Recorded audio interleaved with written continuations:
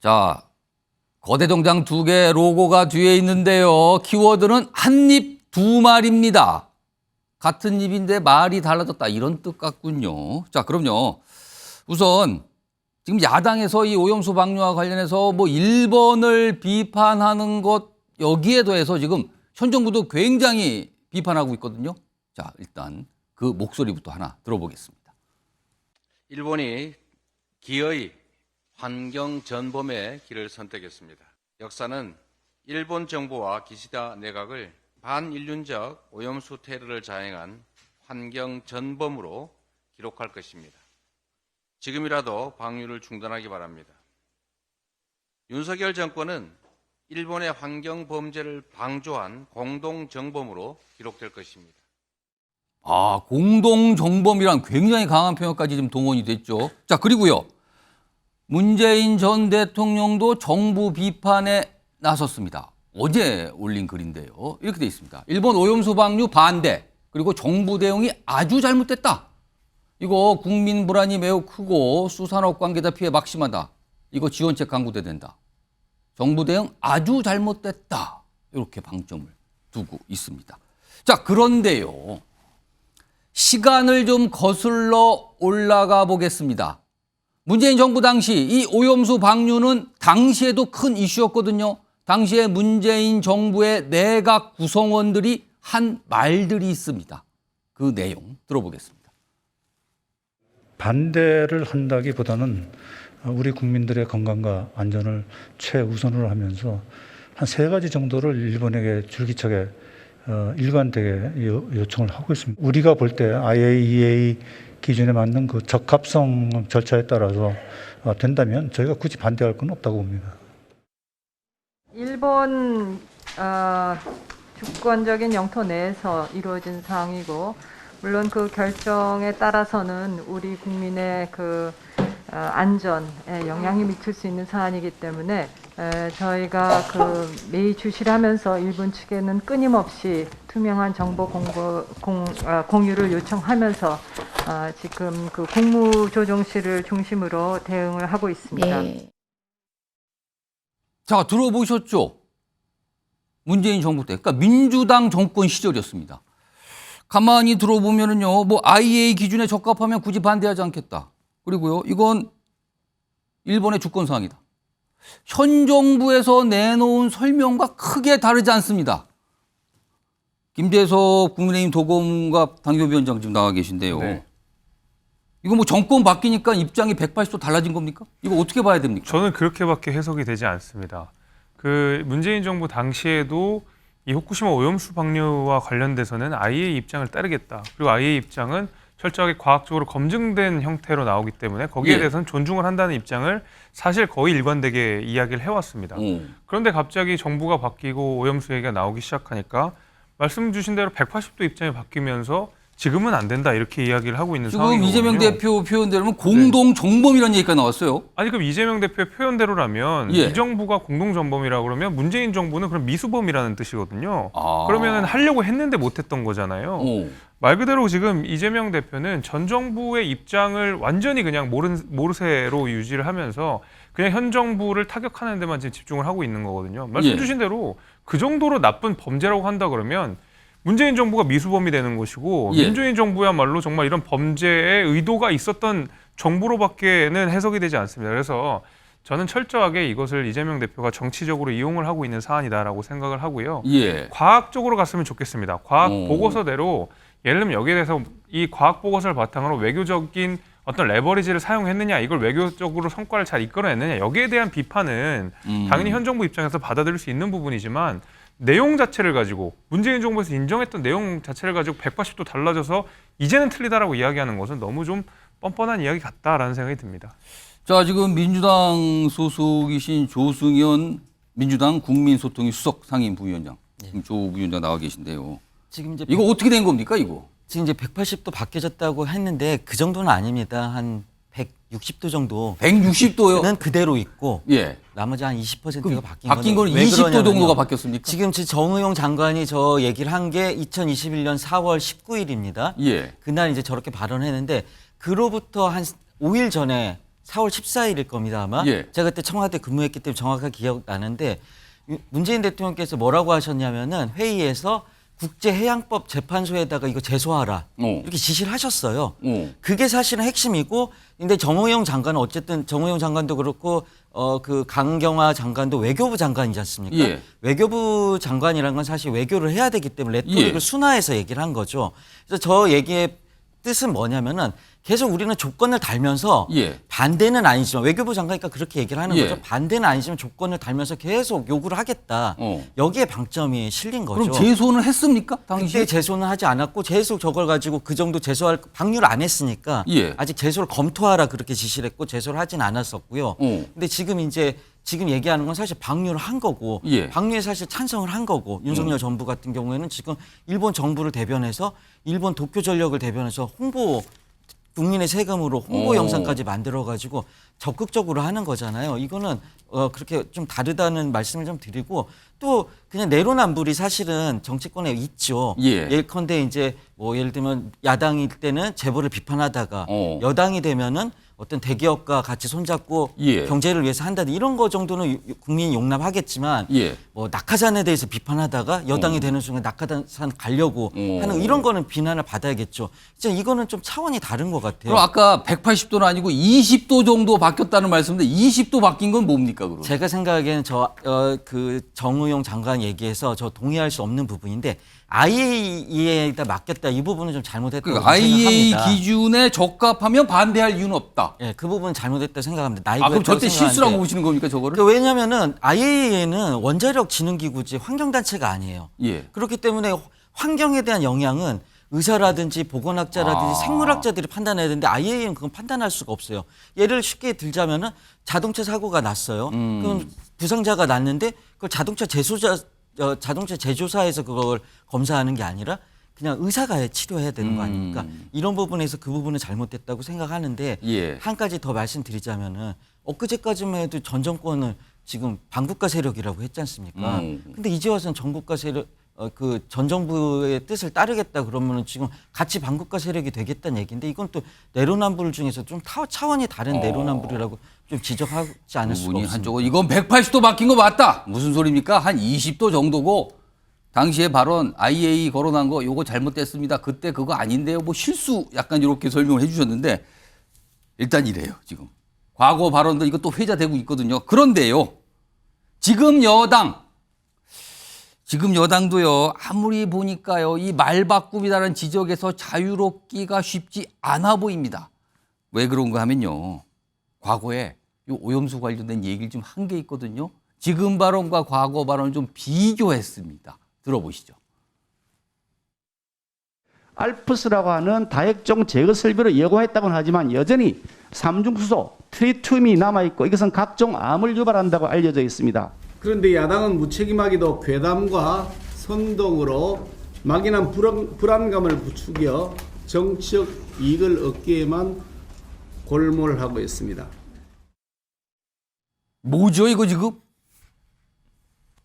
다른데요 많이. 시차는 있을 뿐이지만 똑같은 인물이 다르게 얘기했습니다. 대상은 같은데요. 자 그리고요.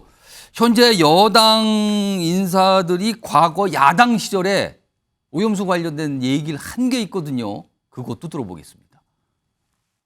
우리 정부는 범정부 차원에서 대응하고 있다고 밝혔지만 사안의 중대성에 비하면 안이한 대응으로 보입니다.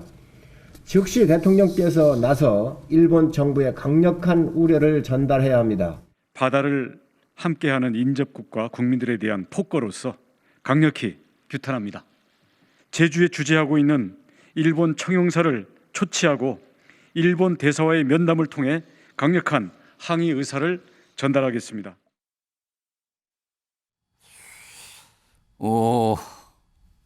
국민의힘 소속이신 윤희석 대변인 나와 계신데 그럼 이 뭡니까 이게? 몇 년 전에는 안 되는 건데 지금은 된다는 겁니까? 달라진 거는 그 사이에 정권 교체인데 이거 어떻게 된 겁니까 이거? 그 정확한 말씀하셨어요. 정권이 교체됐기 때문이고 그리고 시점이 지나온 겁니다. 무슨 말씀이냐면은 그 당시에는 방류가 임박하지 않았기 때문에 당시에 저는 야당이죠. 우리 국민 누구라도 일본이 그 오염수를 방류하는 거를 찬성할 사람은 없을 거예요. 저도 반대해요. 그런데 강경화 장관이 정확히 얘기했죠. 일본의 주권적 결정사항이라 우리가 할 수 있는 게 없고. 예. 정용 전 장관도 정확히 얘기했어요. IAEA 기준에 맞는다면은 예. 뭐 굳이 반대할 생각이 없다. 그 방법밖에 없는 거예요. 집권한 세력은 그 방법밖에 없는 겁니다. 대응할 방법이. 그런데 윤석열 정부 임기 시작하고 나서 이 일이 벌어진 거예요. 만약에 문재인 정권 임기 끝나기 전에 이 일이 벌어졌다면 예. 문재인 정부도 그렇게 다른 대응을 할 수가 없을 겁니다. 그럼 그때 문재인 정부 끝에 저게 방류가 결정해서 방류가 시작됐다면 그때 야당인 국민의힘은 뭐라고 반응을 보입니까? 글쎄요, 거기까지 얘기하시면 저희도 뭐 예. 어떤 정쟁화하는 일들을 했을 거예요. 그거를 제가 부정하지는 않습니다. 이 정치 이 계산, 득실 예. 앞에서는 예. 뭐 그렇게 되는 거 아까 내로남불이라고 하셨는데 그런 용어보다는 서로 그런 입속을 차리기 위한 일들을 한다. 여야가 공히 그 부분은 예. 충분히 인정합니다만은 예. 이 부분에 대해서만큼은 저는 문재인 정부에서 뭘 잘못했다, 우리가 훨씬 낫다 이런 말을 할 수가 없는 사안이라고 저는 봐요. 시점의 문제다. 윤석열 정부 들어와서 이 일이 벌어졌으니까 이렇게 한 거고 예.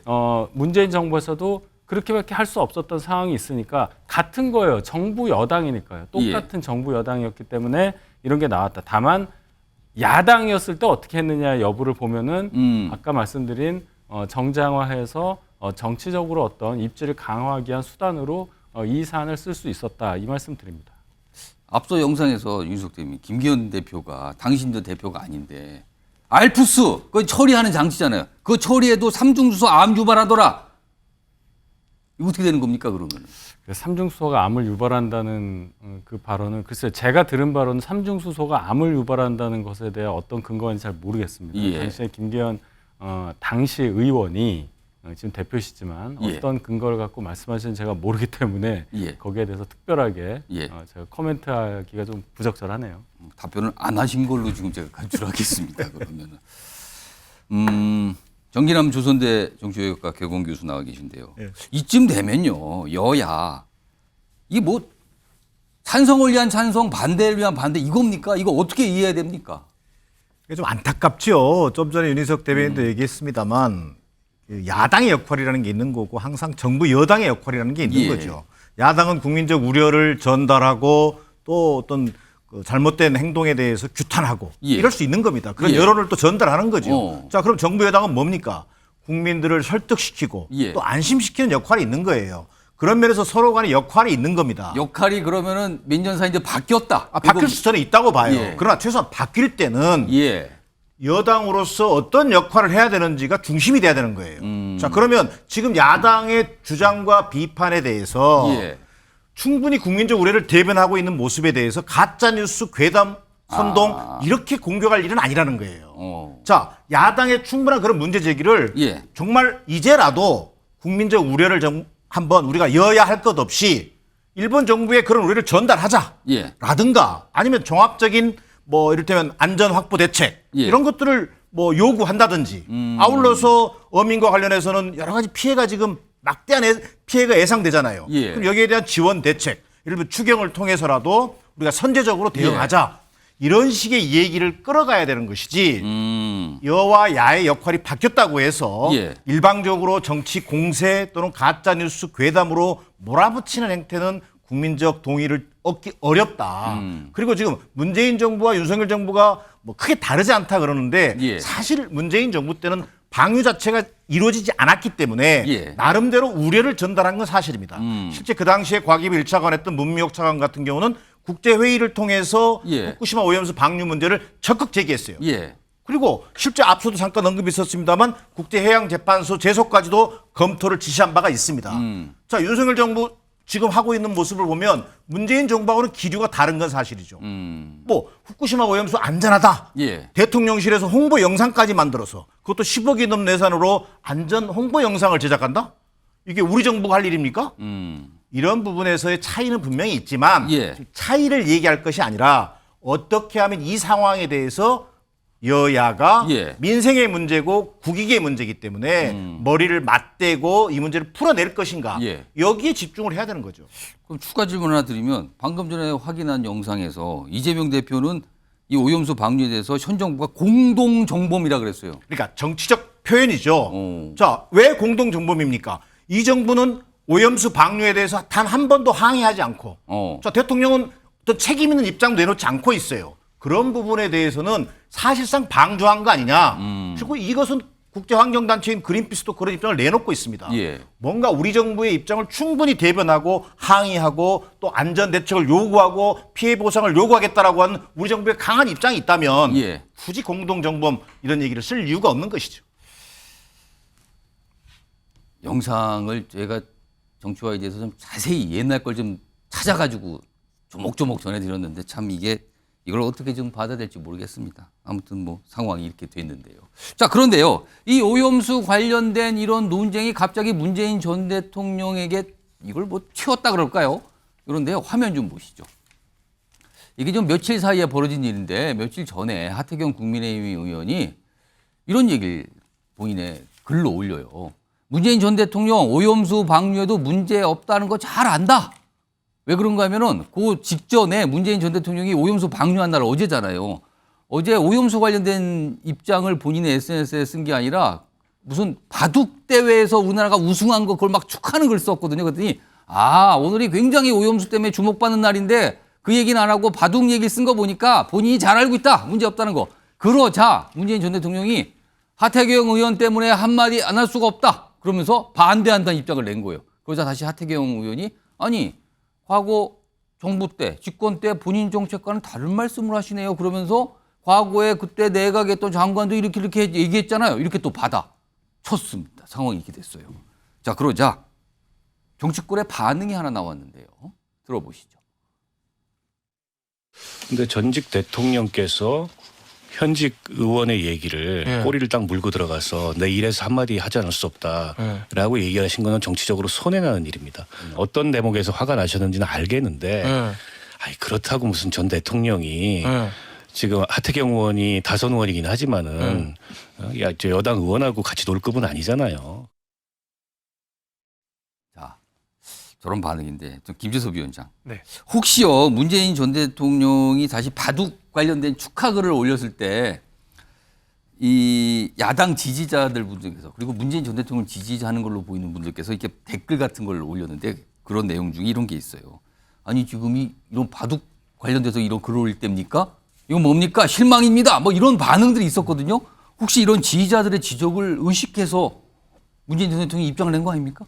아니 본인이 정치인이 아니시잖아요. 지지자들이 이런저런 이야기를 한다고 해서 현 정부의 정책에 관해서 본인이 스스로가 뭐 이걸 찬성한다 반대한다 그 입장을 내놓는 건 저는 대단히 부적절하다고 생각하고 그럼에도 불구하고 문 전 대통령이 굳이 본인의 SNS에 공개적으로 본인의 의사를 천명한 것은 저는 그 기저에 발끈함이 있었다고 봅니다. 발끈이요? 발끈했다라고 생각을 하는 것이 예를 들면 문재인 정부 정책에 대해서 많은 비판들이 있었습니다. 현 정부나 여당에서도 문재인 정부 때의 정책을 비판하면서 뭐 자꾸 전 정부를 소환하는 거 아니냐라는 비판에 직면하기도 했었습니다만은 그 가운데서 그렇게 특별하게 막 본인의 어떤 정치적 식견들을 내놓진 않았어요.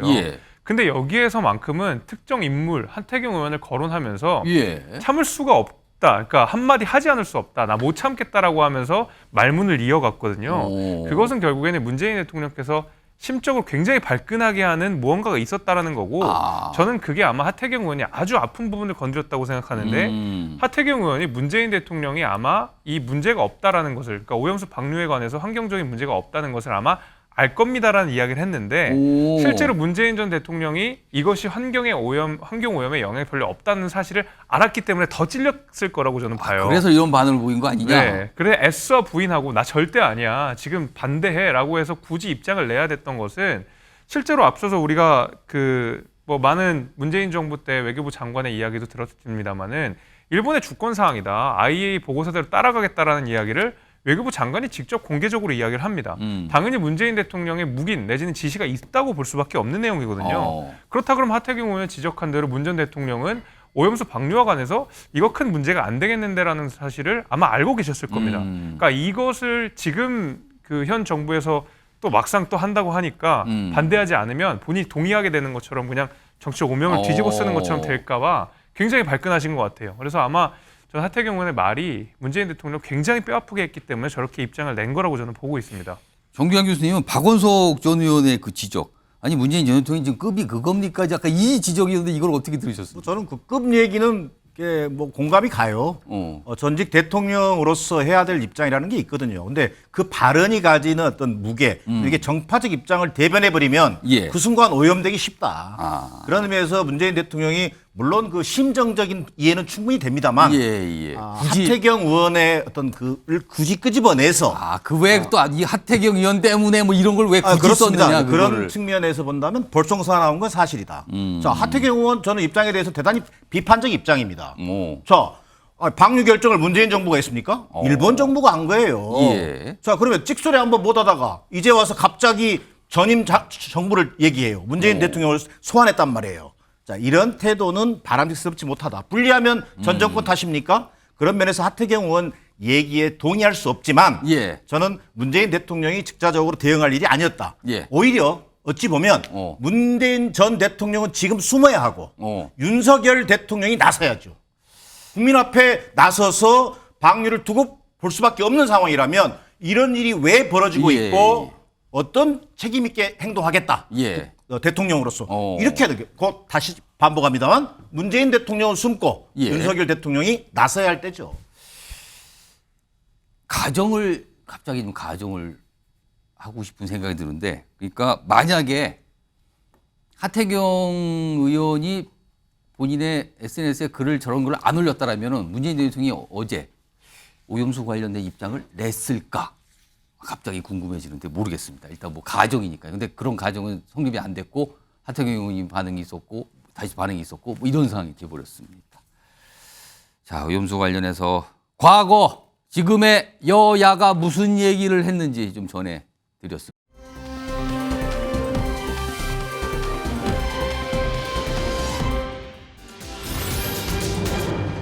장관을 찾아서요. 장관이 어디 갔길래 장관을 누가 찾았다는 소리일까요? 저게. 일단 영상을 보시면 일단 뭔가 이게 무슨 일이 있었구나 이걸 짐작을 하실 수가 있습니다. 보시죠.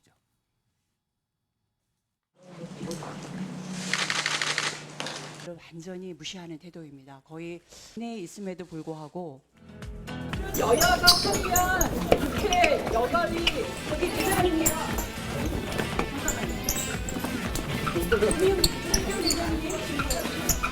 김민경 대변인님 도망가지 말고 오세요. 오세요. 빨리 오세요. 여가부 어디로 가셨어요? 아니 어디 가시는 도망가요? 어디 여가부장은 어디 있어요? 여가부장은 장관님 아니 국회 어디 있어요? 갑시다. 가요. 계세요. 안녕하세요. 아니 어디 화장실로 도망가요? 야 진짜 심하다. 김민경보다 김민경 그러면 안 돼요. 그러면 안 되고 갑시다. 같이 갑시다. 예. 말씀드렸습니다. 아니 같이 갑시다. 본인들 좀 국회에 계십니다. 아니 국회 어디? 장관 어디 계세요? 얼굴 보려고요. 얼굴 보고 왜 국회에 오셨는데 사람이 안 들어와요? 마십시오. 보고 말씀드리려고. 이러지 마십시오. 진짜 보고 지금 저희가 장관 어디 계시냐고요? 아니 여기까지 왔으면 우리가 만나야지. 30 마시고. 국무위원 대기실이 어딘지 아시는 분? 여기가 국무위원 대기실이나 들어가 되죠. 이쪽이요. 왼쪽이요.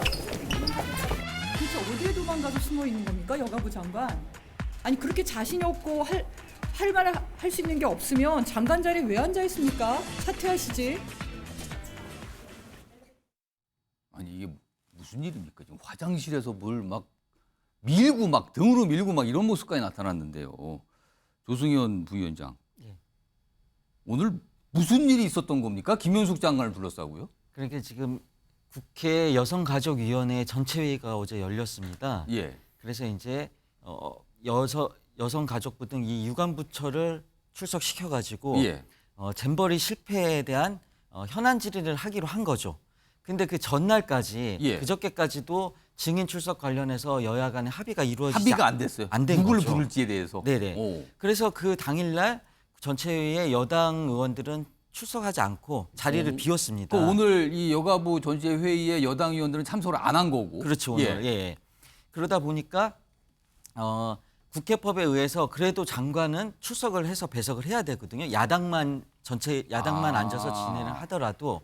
근데 그렇게 하지 않은 거죠. 그러면서 이제 문자를 이제 공지를 했는데 예. 문자에다가 이게 지금 그 증인 출석 문제가 합의가 안 됐고 예. 여당이 출석하는 부분이 여당이 오는지에 대해서 결정이 안 났기 때문에 예.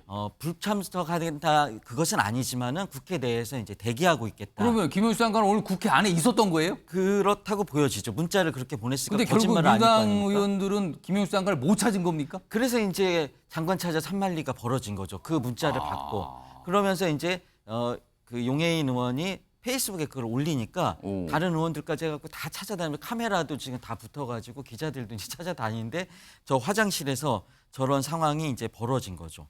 그래서 화장실에서 그 여성가족부 대변인이 있는 예. 걸 발견하고 장관이 어딨냐 이제 물어보니까 숨어버린 거죠. 그러니까 이제 나와라 이런 과정이 이제 벌어지게 된 거죠. 화면 좀 보겠습니다. 그러면은 그 이후에 어떻게 된 건가 화면에 좀 정리가 돼 있습니다. 내용 보시죠.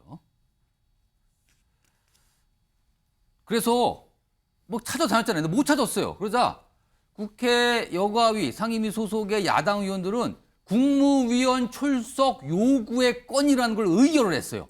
이게 의결했으니까 약간 뭔가 강제성을 좀 부여하는 셈이 됐잖아요. 그래서 김영숙 장관에게 출석 요구서를 발부합니다. 근데 이 출석 요구서 의결한 다음에 발부하면요. 7일 이전에 이거를 발부해야 된대요. 그러니까 7일 뒤에는 나와야 되는 거예요. 나와야 되는 거. 오늘은 아니지만. 결국 이러고 그냥 끝났어요. 상임위 회의가. 제대로 뭐 못하고. 출석 요구서 발부하고 7일 이전 출석 요구 후 불출석 시 법적 책임 묻겠습니다. 가만 안 있습니다. 이러고 끝난 겁니다. 그냥. 장관한테 이렇게 출석 요구서를 발부하는 건 아주 이례적인 거거든요. 당연히 와서 앉아 있어야 그러니까 되는데. 여성가족부면은 주무부처 장관이 여성가족부 장관인데 지금 이렇게 국회 내에서 찾으러 다니는 모습이 있었어요. 그리고요. 이 장관이 없는 가운데서 야당 의원들이 한마디씩 뭘 했거든요. 그 영상 좀 들어보겠습니다. 자, 그 영상 좀 보내주세요. 이 잼버리 대회를 전 세계적 망신으로 몰아간 주범인 김현숙 여성가족부 장관 지금 도대체 어디 있습니까? 대회 이후에 2주 동안 두문불출하면서 국회에 출석하면 해명하겠다고 변명하시던 뒤로 미루시던 분 어디 가셨습니까? 그냥 그러고 끝났어요. 저렇게 하고 그냥. 유석 대변인. 네. 이게 뭡니까? 이게 국회에 왔는데 일단 대기는 하고 있는데 상임위 출석은 안 하는 거예요. 이거 왜 안 한 겁니까? 이거? 보신 그대로죠. 김영숙 장관 입장에서는 여당 의원도 전혀 없는 상황에서 회의 진행이 제대로 안 되는 상황이니까. 그러니까 거기에 앉아 있다가는 그냥 포화를 그냥 뭐 이걸 좀 걱정한 겁니까? 뭐 그럴 수도 있고요. 그런 상황에서 회의가 제대로 진행되지 않는다는 의미는 일방적인 어떤 질의가 계속되는 상황. 그 상황에서 그 회의 진행의 결과가 그렇게 도움이 되겠느냐 이제 생각을 했을 거고 본인이 하고 싶은 얘기나 그런 어떤 답변 같은 것이 과연 인정되겠느냐 이런 생각을 제대로 했을 본인이 겁니다. 해명할 수 있는 기회조차 얻기 어렵지 않겠느냐 이렇게 판단했다는 겁니까? 용해인 의원 얘기하는 거 들어보세요. 무서워서 답변하겠어요. 그런 건데 분위기가 저랬다 이거죠. 지금. 그렇습니다. 용해인 의원 유명하지 않습니까? 자, 그런데 그래도 저렇게 야당 의원들이 찾으러 돌아다닐 만큼 본인이 국회 안에 있었음에도 소재를 밝히지 않고 이렇게 대변인이 저렇게 횡액을 당하는 상황까지 벌어진 것은 대변인은 무슨 죄입니까? 그건 조직 수장으로서 저는 옳지 않은 행동이라고 지적하고 싶습니다. 일단은 회의에 참석하지 않는 것하고 그 회의에 앞서서 뭔가 야당 의원들과 소통하는 거는 또 다른 문제잖아요. 대기실에서 뭔가 얘기하는 거. 거기서는 질의응답이 아니니까요. 그러니까 대기실에서 만나서 얘기할 수도 있을 텐데. 그렇죠. 이제 그런 정도는 충분히 대응할 수 있는 분이고 또 김영숙 장관은 국회의원도 해본 분이에요. 그 국회 상황을 잘 아실 텐데 오늘 저렇게 물리적으로 아예 그냥 야당 의원들을 안 만나고 하니까 저기 있는 권인숙 의원이라든지 양희은영 의원들 이 두 분 굉장히 화가 나서 막 물리력을 행사하고 있지 않습니까? 막 등으로 밀고 막 이런 모습이 있었어요. 그런 거 보면은 좋지 않죠. 물론 야당 의원들은 이런 거잖아요. 무시받는 걸 제일 싫어하잖아요. 정부 측으로부터. 근데 오늘 그 지점을 건드린 거예요. 그 지점은 상당히 유감스럽습니다. 지금 오늘 그러니까 장관 출석에 대해서 의결하고 뭐 이제 그걸 전달했다잖아요. 그 의결한 내용을. 그럼 7일 뒤에는 의무적으로 나와야 되는 겁니까? 이렇게 되면 그건 무조건 나와요. 무조건 나와야 되는 겁니까? 나와야죠. 또 그렇게 됐군요. 정규환 교수님, 이거 무슨 상황입니까? 7일 뒤에 안 나와도 돼요. 안 나와도 됩니까? 법적 책임을 지면 되니까. 그건 또 다른 문제. 책임을 지면 되고 책임 안 나오고 책임져라. 그럼 책임져라. 나 나오기 싫으면 책임지면 돼요. 그리고 이게 뭡니까? 장관은 숨고 대변인은 화장실로 도망가고 아니 저는 국회 제가 20여 년 넘게 일을 해봤습니다만 이런 코미디 진짜 보기 힘든 코미디입니다. 아니 그리고 일국의 장관이잖아요. 윤석열 정부의 수준이 이겁니까?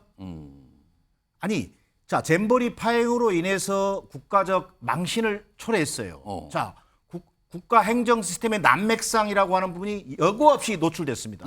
그 중심에 여가부가 있었던 겁니다.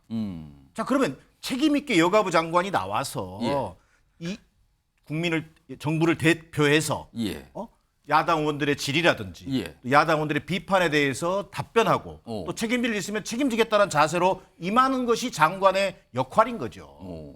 자 근데 갑자기 뭐 국회에 왔는지 안 왔는지 잘 모르는 일이에요 지금. 일단 뭐 왔다고는 알려져 있어요. 국회 사무처를 통해서 출입 여부를 한번 체크해봐야 될 거예요. 자 그런데 그게 본질이 아니라 자 국회라고 하는 것은 국민을 대표하는 기관이잖아요. 이건 국회를 무시하고 능욕하는 처사인 거예요. 자 지난주엔가 행안위도 파행됐습니다. 자, 이번 주 여가위 파행입니다. 자 그러면 국회 자체 입법부를 그냥 깡그리 무시하고 가겠다는 겁니까?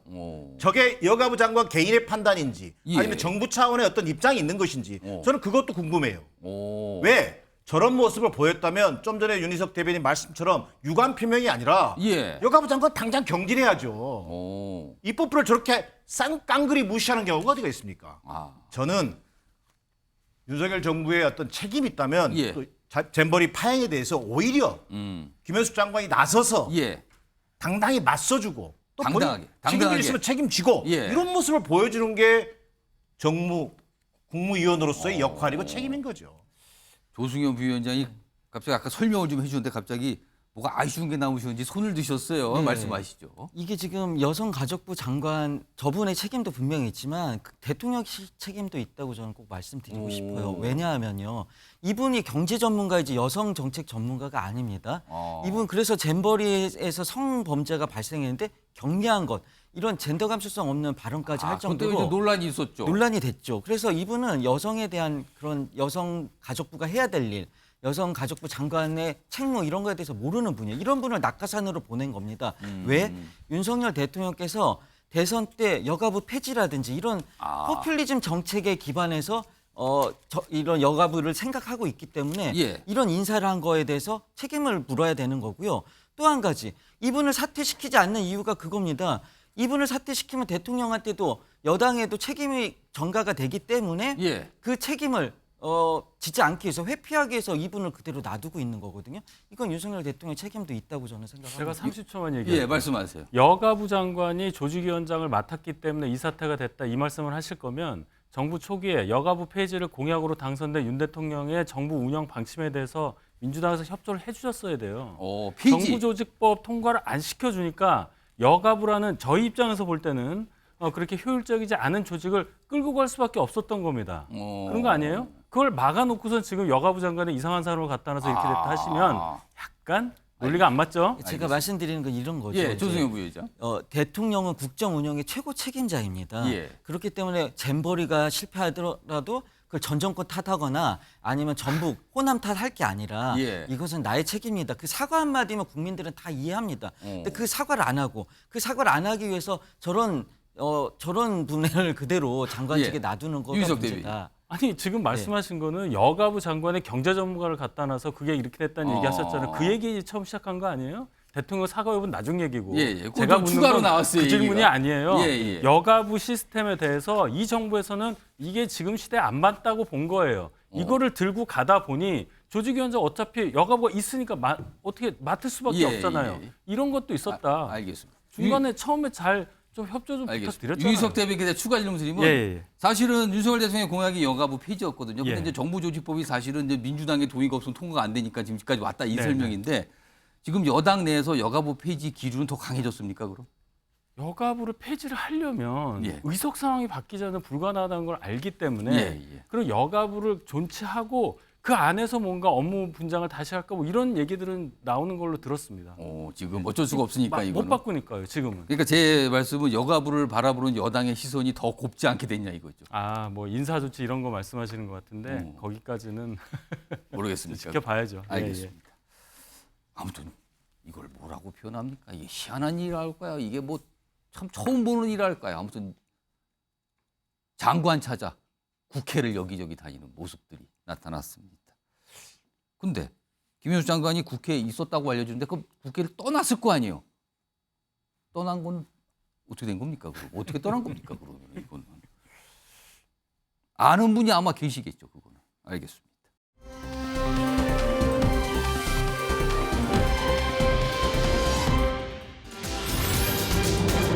지지 더 강화됐다. 이 얘기를 이재명 대표가 했다는 걸까요? 지지가 더 강화됐다. 무슨 지지를 말하는 걸까요? 일단 화면 좀 보시죠. 자, 어제 한 언론, 한 지역 언론이죠. 이재명 대표가 인터뷰를 했는데 이런 질문을 이런 걸 받았어요. 10월 사퇴설 이런 게 있는데요. 사퇴 후에 비대위 꾸린다는 이런 전망들이 있는데 어떻게 좀 생각하십니까? 라는 질문에 우선 그거요. 전망이 아니라 기대입니다. 특히 여당이 그럴 거예요. 그 기대 여당 기대 아닙니까? 약간 이렇게 칩니다. 그리고 이 얘기를 꺼내요. 본인이 78%라는 역사에 없는 압도적 지지로 당대표가 됐다. 아, 지난해 전당대회 당시 당대표 이 경쟁 당시에 본인이 얻었던 득표율을 거론을 하면서 그런데 지금도 그 지지는 유지를 넘어서 더 강화됐다. 그러면은 지금 본인이 받고 있는 본인이 체감하는 지지는 거의 뭐 한 90% 간다는 소리입니까 지금? 이 얘기를 꺼내놨습니다. 이거 좀 얘기해 봐야 되는데요. 그런데요. 이 사퇴설에 대해서 일축하는 이런 의견은요. 앞서서도 이재명 대표가 좀 꺼내놓은 얘기가 있어요. 좀 지난 영상인데 맥락은 좀 비슷합니다. 들어보시죠. 뭐가 잘못하면 당대표 내려와라. 책임지고 내려와라 하는데요. 그런다고 제가 안 내려가니 걱정하지 마세요. 행정은 80점, 정치는 20점. 실망스럽다 그 말인 것 같아요. 근데 참 정치가 어렵긴 어렵습니다. 그 10월 사퇴설 이런 게 좀 잠깐 나왔었는데 좀 어떻게 보세요? 글쎄. 기자들 질문에는 뭐 그냥 웃고 말았는데 어제 언론 인터뷰에서는 일축을 했어요. 그러면서 지금 유지가 아니라 더 강화돼요. 지지가 78% 그거 이상입니다. 이런 취지의 얘기를 꺼내놨거든요. 근데요, 김재섭 위원장. 네. 김재섭 위원장 보시기에 지지가 더 강화된 것 같습니까? 그렇다면 그 근거가 있어 보입니까?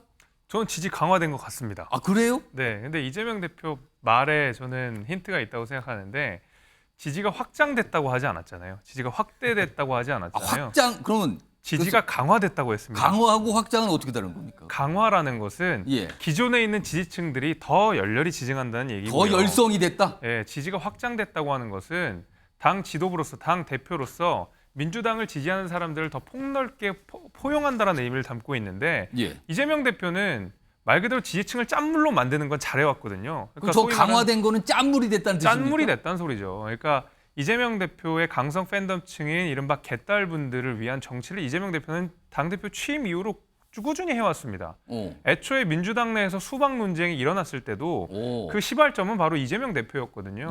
원래 대선 국면에서 이재명 대표가 그 이낙연 후보를 공격하는 과정에서 우리 안에 수박 기득권들이라는 표현을 본인이 직접 쓰셨습니다. 그러면서 민주당 내 수박 논쟁이 다시 한번 촉발이 됐고 이재명 대표는 당 대표를 유지하면서 본인의 개딸들의 권한들을 강화하는 방식으로 계속 정치를 해왔어요. 예를 들면 대표적으로 혁신위원회에서도 권리당원의 어떤 투표권 강화 같은 것들이 대의원제의 영향력을 완전히 축소시켜버리는 거. 결국 이재명 대표를 지지하는 권리당원 중에서도 강성 팬덤층을 강화하기 위해서 계속 이재명 대표는 그들만을 위한 정치를 해왔거든요. 강화된 게 맞다 이 뜻이네요. 그렇죠. 그러면? 그러면 이제 소금물이었는데 더 짠물이 됐으니까 지지가 강화된 건 맞다고 봐야 되겠습니다. 근데 이재명 대표가 본인의 지지율을 이렇게 자랑하는 게 저는 지금 생각해보면 굉장히 궁색하다고 생각이 드는 것이 뭐 앞서서 이재명 대표가 직접 이야기를 하셨습니다마는 78%라는 압도적인 지지율로 당선이 되셨거든요. 근데 지지율이라는 것은 그냥 나 자랑하라고 있는 게 아니라 그 지지율을 바탕으로 혁신을 하면서 그 지지율을 깎아먹으라고 있는 게 있는 겁니다. 그러니까 마치 보관소 같은 건데 이재명 대표는 지지율을 자랑했지만 그 지지율을 바탕으로 민주당 내 어떤 혁신을 해놨느냐라고 생각해보면 아무것도 하지 않았습니다. 본인이 그렇게 압도적인 지지율을 가지고 있었으면 굳이 혁신위원회 띄울 필요 없이 본인이 가지는 막강한 지지율로 민주당을 먼저 혁신했었어야죠. 그러나 그런 거 전혀 하지 않았습니다.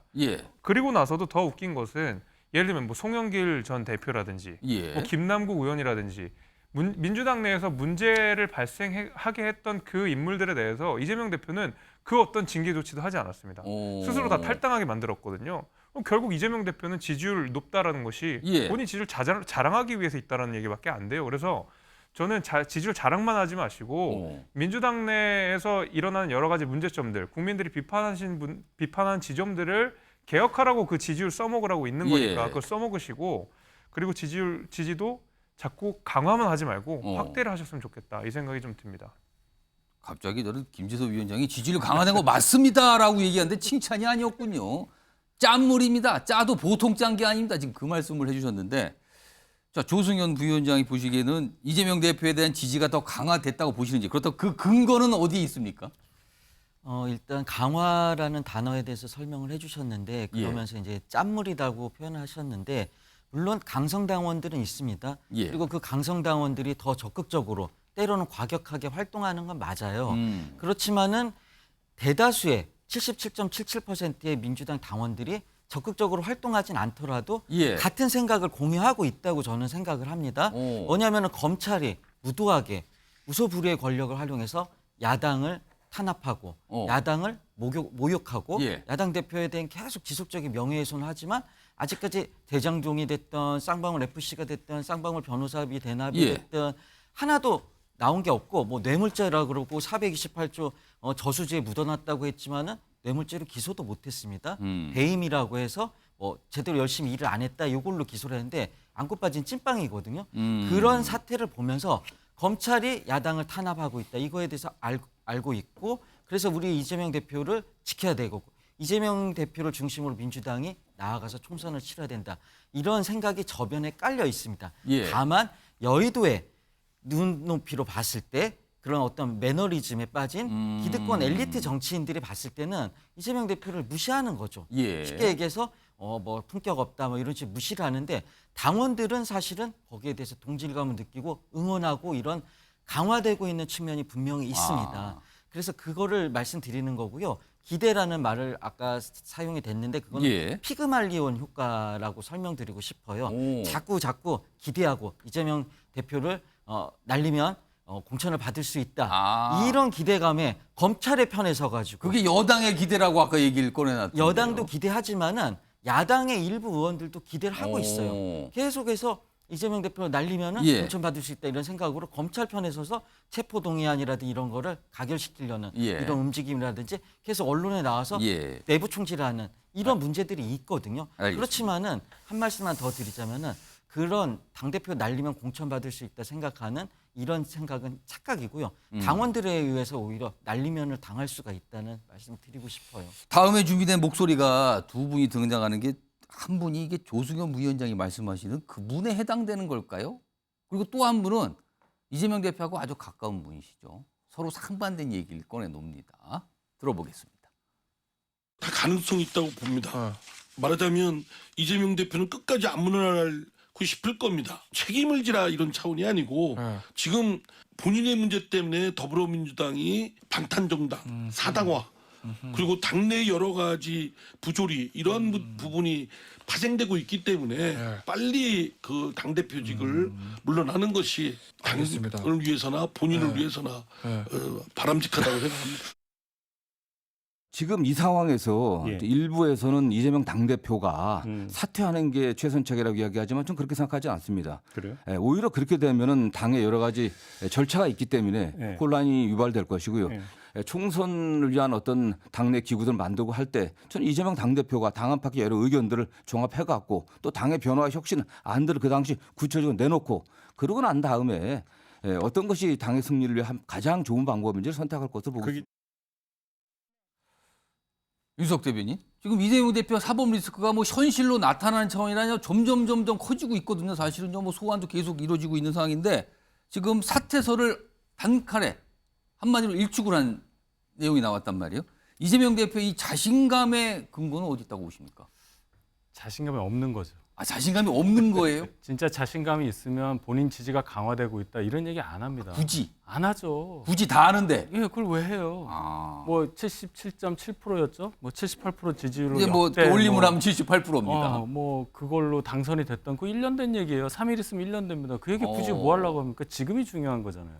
이재명 대표 솔직히 말씀드리면 당에 폐를 끼쳤잖아요. 그것도 당대표로서 폐를 끼친 게 아니라 본인이 성남시장 시절 뭐 경기지사 시절 그러니까 결론은 당대표로서 일이 아닌 다른 때 그때 일로 해서 이렇게 당에 여러 가지 좀 문제를 일으켰다면 당원들한테 미안해해야죠. 미안해야지 당원들이 나를 더 좋아하고 있으니까 나는 절대 안 내려간다. 그런 얘기 할 필요가 없어요. 진짜 자신 있는 사람은 그렇게 얘기를 안 하죠. 그 부분이 안타깝고 아까 배임 말씀하셨는데 일을 열심히 안 해서가 배임이 아니에요. 배임은 본인이 속한 조직에 대한 이익을 배신하고 다른 이익을 추구할 때 배임이 되는 겁니다. 배신한다고 할 때 배짜예요. 열심히 일했다고 배임 그게 아니고 충분히 성남시라든지 뭐 경기도 이쪽 영역에 그 연결되는 그런 이익과 다른 행동을 조직의 수장으로서 하지 않았다. 그것이 지금 이재명 대표의 문제가 되는 거다. 이거 꼭 지적하고 싶었습니다. 정기남 교수님. 잠깐만, 정기남 교수님. 이재명 대표가 본인의 지지가 뭐 유지되고 있다 이 정도로 그친 게 아니라 오히려 더 강화되고 있다라고 굳이 얘기를 꺼낸 이유가 있지 않을까요? 저게 이 인터뷰가 언제 했는지 좀 저는 어제인가요? 어제 나왔습니다. 시점에 대해서는 저는 별로 이렇게 적절해 보이지 않는다. 어제 나왔습니다. 그렇군요. 저는 지금은 나에 대한 지지가 강화되고 있다는 말을 할 상황은 아닌 것 같다. 오히려 지금 이재명 대표를 둘러싼 당내 환경이 굉장히 녹록치 않은 상황입니다. 취임 1년 차인데요. 앞서 언급했습니다만 야당사의 77.7%의 압도적 지지라고 하는 그런 엄연한 또 객관적 팩트가 있습니다. 당선이라고 하는. 자, 두 번째. 여러 번 거론되고 있습니다만 검찰의 수사의 어떤 정치적 형평성이라든지 중립성이 완전히 훼손됐다고는 하지만 어쨌든 사법 리스크라고 하는 것을 지금 당대표 취임 기간 1년 동안에 헤어나오지 못하고 있는 사법 리스크가 있습니다. 여기에 지금 이재명 대표의 어떤 곤혹스러움이 있는 거죠. 자, 여기서 필요한 것은 저는 당원과 민심을 믿고 당당하게 맞서는 거라고 생각합니다. 자, 첫 번째 과제가 뭐냐? 자, 내로남불 여러 가지 논란이 있었습니다. 김남국 의원 제명동의안 건. 자, 누가 봐도 민주당을 탈당했지만 아니 총선 불출마한다고 제명동의안이 없어집니까? 지금 이게 연기가 됐는데도 뭐 또 이상한 여러 가지 얘기가 나오죠 지금요. 총선 불출마와 의원직 제명과 아무 관계 없는 얘기거든요. 그런 면에서 좀 과감하게 입장을 밝히는 모습, 뭔가 국민 앞에 보이는 모습이 있어야 되죠. 자, 이재명 대표 여러 번 얘기하십니다. 영장 청구 얼마든지 해라. 내 비회기 동안에 영장실질심사 받겠다. 자, 그런데 이미 물 건너갔습니다. 검찰은 영장 청구할 의사가 없습니다. 그런 걸로 보이죠 자, 지금. 그럼 9월 중 청구가 불가피합니다. 그럼 체포동의안이 넘어올 겁니다. 자, 체포동의안 표결 당당히 임하겠다. 이렇게 말씀하셔야죠. 당원과 지지자를 믿고 정면 돌파하겠다. 자, 이런 자세가 지금 요구되는 것이지 당원과 나에 대한 지지가 강화되고 있다는 얘기를 자기 만족적 수준에서 하는 것은 큰 의미가 없다. 자, 그리고 살신성인의 자세가 무엇인지를 고민해야 될 때다.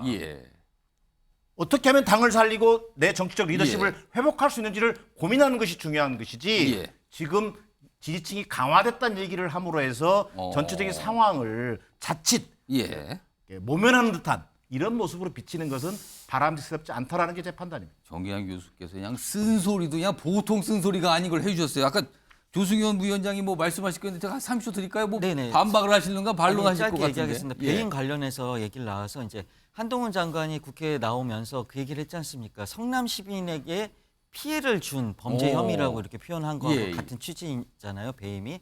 근데 사실은 그렇게 성남 시민들한테 피해를 줬다면 100만 성남 시민이 이재명 시장을 2번이나 선택을 했을까요? 1,300만 경기도민들이 이재명 대표를 경기도지사로 선택했을까요? 1,600만 대한민국 국민이 대통령으로 찍었을까요? 대통령 후보로서? 그러니까 그거를 성남 시민이나 피해를 줬다. 이것은 성남 시민이 판단할 문제지. 그 한동훈 장관의 그 상상 속에서 할 얘기가 아니다. 윤석 대변인 한 30초 들어야 될 것 같은데. 그때는 몰랐잖아요. 몰랐다. 그 선거할 때 이 의혹이 있었습니까? 성남시장 선거 2010년, 2014년 선거인데 그때 알았어요? 그리고 2015년, 16년 이때 2번 당선된 이후에 한 얘기예요. 그러니까 성남시 선거 얘기는 적어도 안 하셨으면 좋겠습니다. 알겠습니다. 그건 맞지 않는 얘기잖아요. 네. 뭐 한 30초 드릴게요. 이게 말씀하세요. 않는 얘기잖아요. 몰랐다고 하셨는데 예. 그 대한민국 국민들이 그렇게 뭐 선동에 휘둘리거나 그렇게 속아 넘어갈 국민이 저는 아니라고 생각합니다.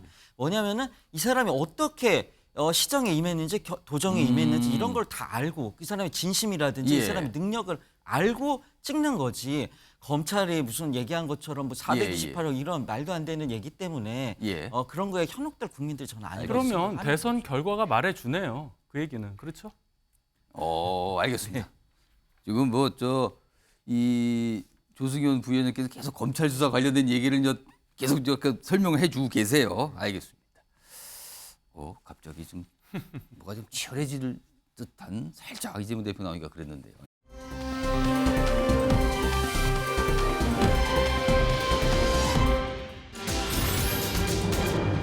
공개하라가 키워드로 올라가 있습니다. 무엇을 공개하라는 걸까요? 우선 한동훈 장관이 지난해 6월 한 열흘 좀 안 되는 일정으로 미국 출장 갔다 왔거든요. 요게 지금 두고두고 이렇게 얘기가 나오는데 당시에 출장 가는 모습이 있어요. 불러오겠습니다. 보시죠. 소감 한 말씀만 더 부탁드려도 될까요? 더 잘하고 있습니다. 잘 지내십시오. 예. 한미 간 관계에서 사법기관 간의 공조는 굉장히 중요하고요. 거기에 대해서 협력 관계를 구축한다는 차원에서 제일 먼저 왔습니다. 자, 이게 출장 갔다 왔단 말이에요. 근데요.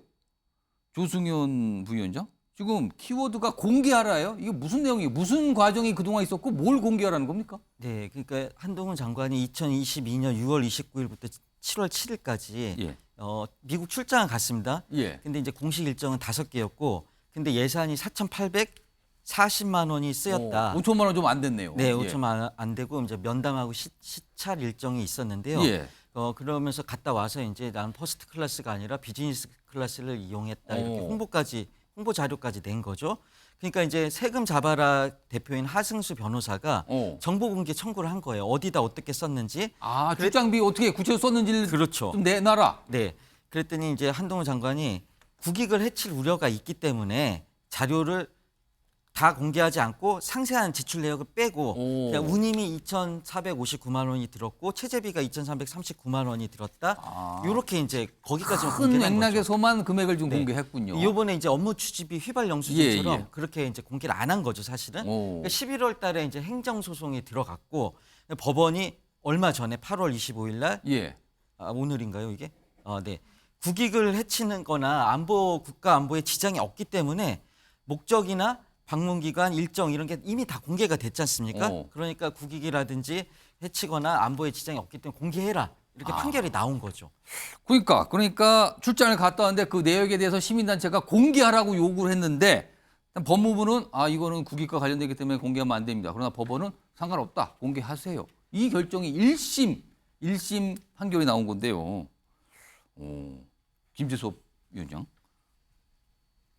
법무부에서는 국익을 해칠 우려가 있다고 공개를 안 한 건데 글쎄요. 어떤 국익을 말하는 걸까요? 그때는. 제가 그냥 생각건데 지난해 그 한동훈 장관이 방미를 했을 때는 그 방미의 목적이 FBI의 그 인사정보 관리에 관한 것들을 배우러 오겠다라는 목적을 가지고 방미를 했었습니다. FBI? 네.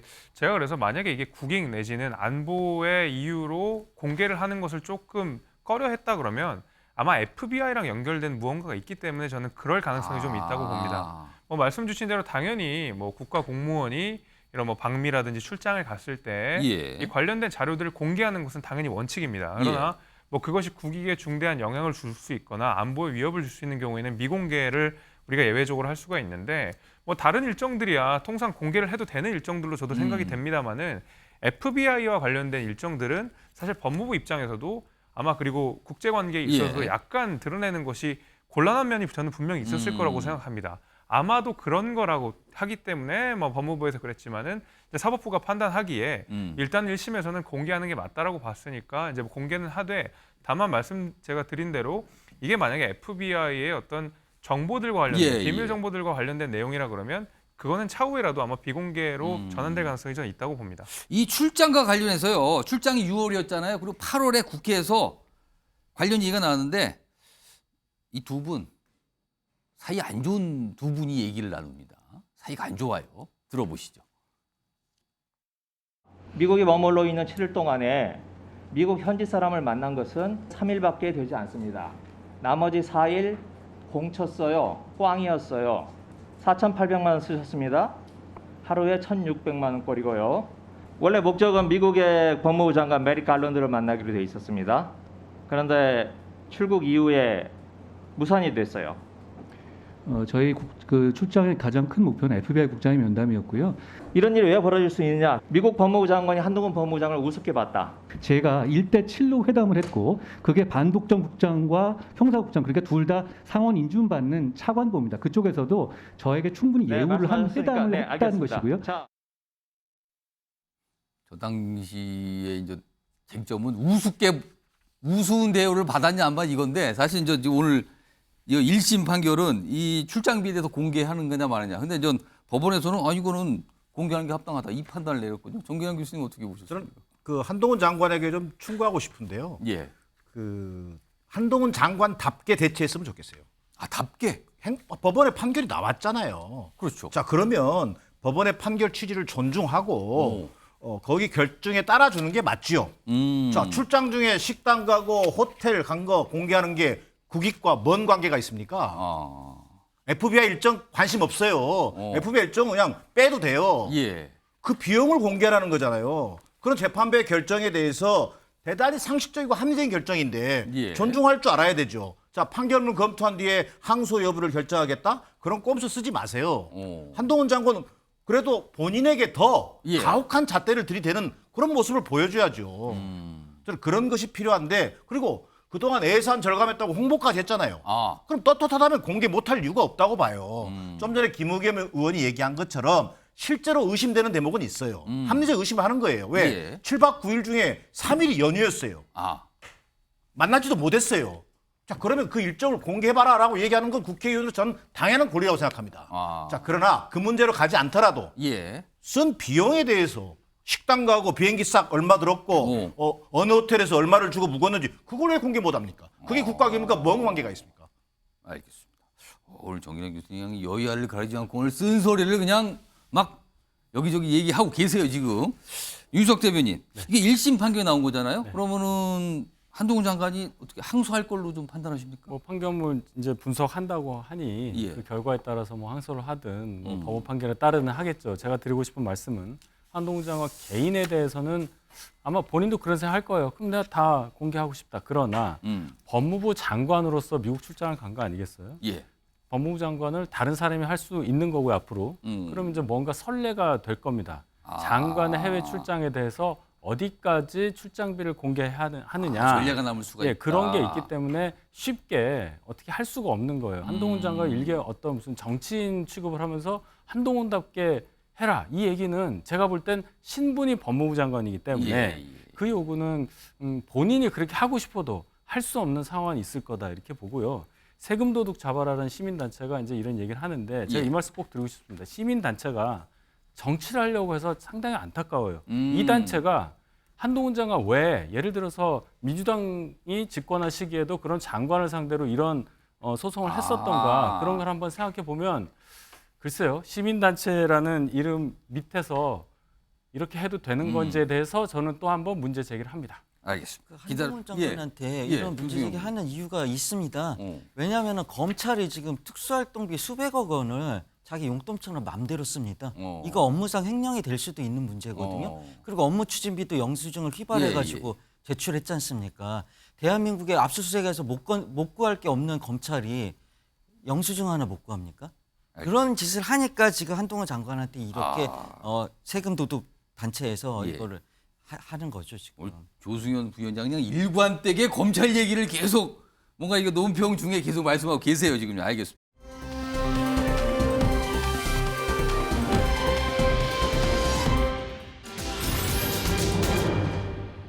바로 등산로 성폭행범 최윤정입니다. 근데 오늘 검찰에 송치되면서 경찰서 나오잖아요. 그리고 기자들 앞에 섰습니다. 뭐 질문도 받고 얘기했는데요. 일단 이 최윤정의 모습 확인해 보겠습니다.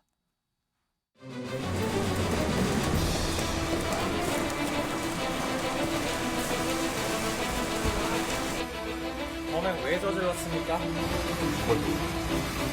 우발적으로 저질렀다고요? 저도 모르고. 처음부터 살해하려고 한 겁니까? 그건 아니고. 피해자 결국 사망했는데 하실 말씀 없으십니까? 죄송합니다. 언제부터 범행 계획했습니까? 그건 잘 모르겠습니다. 하겠습니다. 정기환 교수님. 네. 딱 나왔어요. 로비에서. 일찍 나가기 전에. 근데 앞에 기자들이 많이 서 있는 걸 보고 이게 뭐 우화라고 한 겁니까? 아이거라고 한 겁니까? 모르겠는데 아무튼 뭔가를 해고 여러 가지 모습이 있었고요. 그리고 마스크나 모자도 안 하고 그냥 쫙 나왔단 말이에요. 자, 어떻게 보셨습니까? 이 모습. 그러니까 이게 보면은 우와 또는 뭐 아이고 이 표현 뒤에 뭐가 있겠어요? 많이 모였네? 이런 거 아니겠어요? 마음속으로. 마음속으로 그런 걸 막 저렇게 느껴져요. 걸 느끼고 있는 거예요, 그건 자기는? 뭐예요? 이건 다른 말로 하면은 이게 관종이거나 약간 사이코패스적 성향이 있을 거라는 거예요. 지금 상황이 본인이 지금 어떤 상황에 이 상황이 어떻게 처했는지를 처했는지를 지금- 모르는 거죠. 이게 반성이나 뭐 이럴 때 다른 피의자들과 달리 뭐 마스크를 쓰지도 않았고 얼굴도 가리지 않아요. 대부분 굳이 고개를 뭐- 숙이잖아요. 예. 근데 이런 모습이 전혀 안 보이잖아요. 당당해요. 많이 모였네. 관심들이 많군. 뭐 이런 표정 그 아닙니까? 느낌입니까, 전 지금 딱 이게? 그 느낌이에요. 자, 그러면서 말은 뭡니까? 우발적 살인이다? 말이 안 되는 얘기죠. 자, 이미 범행 전에 너클 등을 막 검색하고 준비됐어요. 자, 그러면 이건 계획적 살인이에요. 예. 우발적 살인이라는 얘기는 그저 이 성폭행, 강간, 뭐 살인죄를 지금 적용하고 있는데 어쨌든 형량을 낮추고자 하는 그 얄팍한 그 계산인데 예. 저는 이게 뭐 개인의 어떤 그 범죄의 그 잔인성 예, 이것도 예. 정말 우리가 지탄해야 됩니다만 예. 저는 사회 병리학적 관점에서라도 저런 그 범죄자들에 대한 뭐 어떤 진짜 이 대책이 필요한 건지 이걸 다시 한번 좀 고민하게 되는 그 대목입니다. 오늘 저 영상을 보고 많은 분들이 이거 당혹스럽다. 이거 뭐지? 저 모습은 뭘까? 뭐 이런 반응들이 꽤 있었는데 전문가의 분석 정치와이드가 좀 취재를 통해서 좀 담았습니다. 들어보시죠. 어떻게 보면 예측을 했던 것 같아요. 이런 식으로 아마 센세이셔널한 사건을 일으켜서 주목을 받을 수도 있겠다. 일단 자기를 드러내고 싶은 사람이다 보니까 비교적 협조적으로 사진도 찍어주고 뭐 공개도 하고 이렇게 했던 게 아닌가 싶어요. 계획을 했었던 건 틀림이 없는데 성범죄가 목적이었던 건지 아니면 폭행 상해를 입히고 이런 센세이셔널한 결과를 초래하는 것이 목적이었는지 그것까지는 지금 정확히 알기는 어려운 것 같아요. 지금 뭐 아무리 성격적인 문제가 있었다 손 치더라도 무슨 형사 책임의 조각 사유가 발생할 사안은 아닌 것으로 보여요. 이게 치료가 가능한 질환인지는 사실은 의문이죠. 성격적인 문제는 약물로 치료가 안 되기 때문에.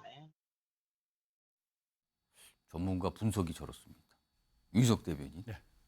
그 영상 다시 한번 좀 볼까요? 그 경찰서에서 나오는 장면. 그거 다시 한번 좀 이렇게 보내주세요. 그 앞장면을 보내주세요. 앞장면.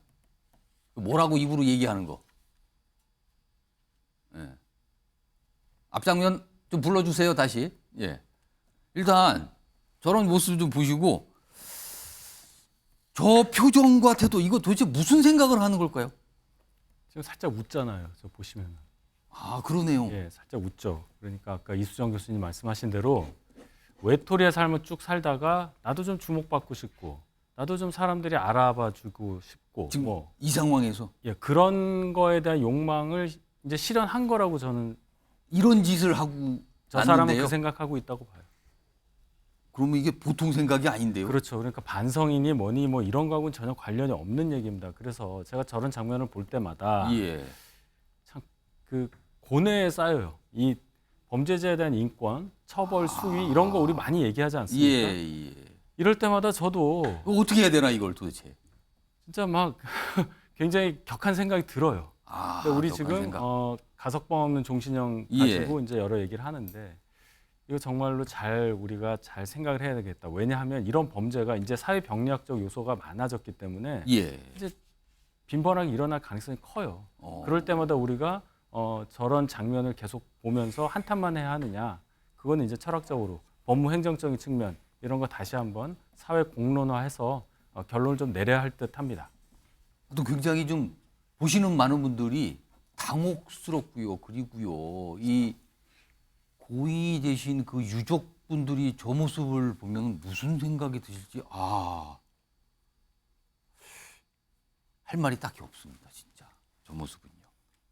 자, 이런 가운데요. 요즘에 하도 이런 뭐 비슷한 범죄들이 벌어지고 하니까 굉장히 좀 공포감, 두려움 이런 게 생겼잖아요. 그래서 어제 국무총리가 뭐 의무 경찰제 제도 이런 얘기를 좀 꺼냈거든요. 근데 이게 또 약간 좀 뭐가 이상하게 됐어요. 일단 관련 목소리부터 들어보겠습니다. 범죄 예방 역량을 대폭 강화하기 위해 의무 경찰제의 제도 입도 적극 검토하겠습니다. 한 7,500에서 8,000 정도 인력을 순차적으로 이렇게 채용을 해서 최고 많은 시점을 8,000 정도로 보고 운영하는 방안을 지금 이제 관계 부처하고 협의를 하겠다는 말씀입니다. 자, 이렇게 들어보면요. 얼마 전에 폐지됐던 의경, 이거 바로 도입될 것 같은 설명이잖아요, 지금요. 근데요. 시간이 하루 지나는데 분위기가 달라졌나요? 화면 보시죠. 적극 검토예요, 적극 검토. 근데 총리실 보도자료를 냈어요, 어제. 그게 아니고요. 경찰을 최우선 업무를 치안에 주력하게 한 뒤에 추가 보강이 필요하면 필요시에 검토하겠다는 취지입니다. 아니, 이거를 뭐 같은 뜻이라고 얘기를 한다면 뭐 그렇다 치는데 분위기는 너무 다르거든요, 지금요. 김재섭 위원장. 이거 뭡니까, 지금 이거? 중요한 거 아닙니까, 이거? 일단 이렇게 강력 범죄들이 나오는 상황 속에서 정부와 여당이 어떤 방식으로든 국민들에게 안심을 시켜야 된다. 라는 이제 의무감 같은 것들 때문에 좀 다소 좀 설익은 정책이 나온 것 같긴 해요. 뭐가 이렇게 완벽하게 갖춰지지 않은데 그냥 일단 설명을 내놓은 거예요? 아무래도 조금 그런 면이 있는 것 같습니다. 왜냐하면 국민들께서 불안해하고 계시기 때문에 정부 입장에서는 어떤 방법이든 그 설익은 방법이든 완성된 방법이든 일단 제시할 필요가 좀 있었다고 봅니다. 아마 그런 가운데서 조금 이 제도를 설익은 상태에서 내보인 게 아닌가라는 생각 하나가 드는데 지금 이제 현실적으로 20대 남성들이 저출산 때문에 너무 절대적으로 부족한 상황이고 의경도 그래서 폐지된 면이 있는 거 맞습니다. 아니에요? 게다가 지금 문재인 정부 때 24개월이었던 증병 의무 기간이 18개월로 줄으면서 절대수가 더 부족해졌거든요. 이제 이런 고려들이 충분히 있지 않은 상황에서 일단은 국민들께 안심을 좀 주고 싶었던 마음이 좀 앞선 게 아닌가라는 생각이 좀 듭니다. 조승현 부위원장 한 말씀 해주시죠. 예, 지금 뭐 윤석열 대통령하고 한덕수 국무총리가 이게 의경 폐지를 전 정권이 한 줄 알았나 본 것 같은데요. 그게 아니고 사실은 학령 인구가 저희 때보다 4분의 1로 줄었고 그다음에 병역 의무를 할 수 있는 그런 그 연령대 인구가 줄고 있다는 거죠, 지금. 엄청나게 줄어서 한 30-40%가 이제 감소를 했습니다. 그렇기 때문에 의경을 없앤 거지, 의경이 없어진 거죠. 없앤 게 아니라 그런 내용을 잘 파악을 하고 좀 이 정책을 아주 정밀하게 검토를 하고 신중하게 해서 해야 되는데 당장에 국민들이 불안해한다고 이런 식으로 설익은 정책을 내놓고 하루 만에 뒤집어 버리면 국민들이 더 불안하게 될 거 아닙니까? 이런 부분에 있어서 이 정책을 추진하고 국민들과 커뮤니케이션하는 게 아주 미숙하다. 그렇게 비판받을 수밖에 없을 것 같습니다. 꼼꼼한 정책. 뭐 두려움을 좀 없애는 건 좋지만 좀 꼼꼼한 정책. 이게 좀 아쉽다. 이런 반응이 나오는 겁니다, 지금.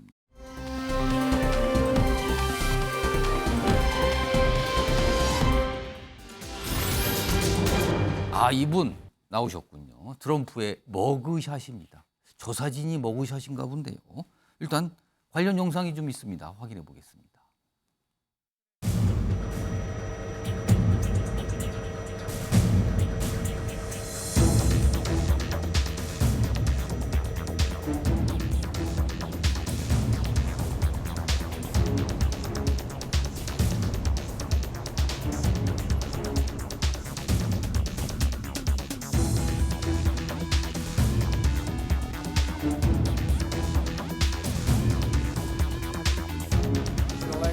The election was a rigged election, a stolen election.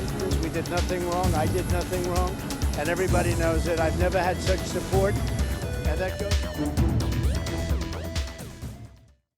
트럼프 전 대통령이 선거 뒤집기 이런 거 문제가 발생을 하고 지금 수사도 받고 저렇게 된 건데 근데요, 윤석 대변인. 지금 구치소로 갔어요? 근데 머그샷 찍었단 말이에요? 그 머그샷 좀 볼까요? 머그샷, 저 사진을 찍었는데 저 사진을 찍고 바로 석방이 됐다고요? 머그샷 찍었으면 수감되는 거 아닙니까? 그러니까 이제 미국에서 머그샷을 찍는 저 과정까지가 체포 과정이라고 봐야 됩니다. 일단 구치소에 가서 자기가 누구고 그 질문에 답을 하고 신차 검사하고 뭐 키 재고, 그리고 사진 재고, 그리고 사진 찍는 단계까지. 근데 그리고 수감이 돼야 되는 게 맞는데 예. 사전에 미국에서는 검사하고 이 보석에 관해서 협의할 수가 있는 제도가 있더라고요. 돈을 납입하고 풀어주는 거예요? 그래서 20만 불에 달하는 보석금을 사전에 내는 걸로 서로 합의를 하고 20만 불이면 한 2억 한 5천 그 5, 되는 6천 겁니까? 되죠. 그 돈을 내는 조건으로 해서 그대로 수감 그 순간에 그냥 나오는 거죠. 체포된 순간에 먹으살 찍고 나온 거예요? 예, 그렇죠. 예. 그것도 우리로서는 참 희한한데요. 조금 뭐 미국 제도가 그렇다니. 머그샷 다시 한번 보겠습니다. 정기남 교수님 저거 머그샷에 저 트럼프 대통령의 표정과 눈빛을 보세요. 왠지요 저 표정 일부러 진 거 아닙니까 저거? 철저하게 그 뭐랄까 기획된 그런 어떤 행동이라고 봐야겠죠. 본인이 저 사진을 막 뿌리고 다녀요. 지금. 그렇습니다. 예. 실제로 지지층 결집을 위한 어떤 계산된 행동으로 봐야 될 것 같고요. 저는 그 지지자들에게 던지는 메시지는 분명하다고 생각합니다. 예. 자, 내 사전에 항복은 없다. 지지자들이여 분노하라. 저는 이걸 지금 던지고 있는 그런 하나의 장면으로 보여집니다. 실제로 머그샷 공개 이후에요. 2년 반 만에 지금 트위터 활동을 시작했거든요. 예. 이 사진을 머그샷을 게시하면서 선거자금 모금 홈페이지에 또 링크를 걸어놨습니다. 이 사진을. 그러고 보면 정말 이 트럼프 특유의 소위 부끄러움을 모르는 예. 정치 선동가의 진면목을 보여주는 장면으로 저는 보여집니다. 근데 트럼프 지지자들도 저걸 보고 열광하는 겁니까? 그럼요. 열광하는 거죠. 자, 벌써 지금 이 4번째 기소거든요. 예. 이 기소 속에서도 트럼프는 살아있다. 트럼프는 반드시 살아날 것이다. 예. 이걸 이제 지지자들 사이에서는 그런 흐름들이 전파되면서 예. 선거에 어떤 영향을 미치는 그런 결과로 나타나겠죠. 지금 머그샷 아까 사진 다시 불러오고요. 그 밑에 무슨 영어로 글이 써 있잖아요. 그것까지 그 내용 좀 올려주시기 바랍니다. 이게 이거 말고요. 그 영어로 써 있는 거. 그게 트럼프 대통령이 저 머그샷 사진을 본인이 만든 SNS에 올린 거예요. 그거를. 그렇죠. 그거 좀 올려주세요. 여기 보시면 영어로 never surrender. 그렇죠. 굴복하지 않겠다죠. 저 김재섭 위원장. 네. 이러다 또 대통령 진짜 출마하는 거 아닙니까? 저는 출마할 것 같습니다. 근데 이게 미국 법률 체계가 조금 이상해서요. 예. 그 대통령 선거를 할 때 유죄 판결을 받기 전까지는 예. 확정 판결을 받기 전까지는 누구든 다 출마할 수가 있습니다. 그리고 또 대통령이 되면 또 재미있는 게 무제한 사면권을 다 행사할 수가 있거든요. 그러니까 연방 법률 위반의 경우에는 예. 네, 물론 뭐 트럼프 대통령 같은 경우에 대부분 주법률 위반이라서 본인의 지지자들을 아마 주지사로 당선시켜서 하려고 하는 것 같습니다. 저런 사진까지 활용을 하는 정치인이군요, 미국에. 저런 사진까지. 보통 사람들은 너무 불명예하게 생각하는데 전혀 그렇지 않은 것 같아요.